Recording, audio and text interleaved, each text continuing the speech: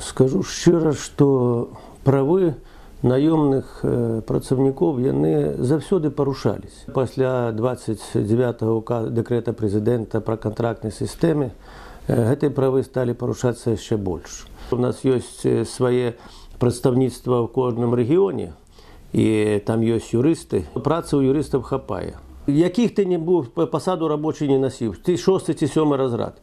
Можа, ты патрэбен гэтаму прадпрыемству. Но калі ты сёння з'яўляешся нефармальным лідарам, ты першы на вылет.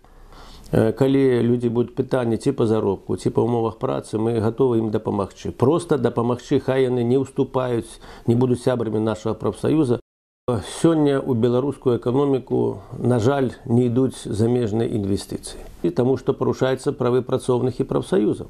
А калі наш прэзідэнт гаворыць, што ідзіце да нас, у нас вельмі добрыя прафсаюзы, яны вельмі добра маўчаць, і маўчаць вельмі доўга, а будуць гаварыць тады, калі я скажу. Вот прыкладна так. Хай улады і пытаннем гэтым і думае, чаму гэта людзі вырашаюць выходзіць з афіцыйных прафсаюзаў.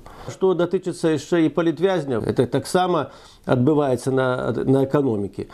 І скажу, калі былі народныя сходы, што мы рабілі па восені, і спачатку у патрабаваннях да ўлады не было пунктаў па палітвязням. Але ж калі пашлі людзей браць подпісы, людзі самі задавалі пытанне, а як з палітвязнямі, чаму тут няма гэтых патрабаванняў? Я думаю, што рэжым таксама ведае, што ўсё канчаецца.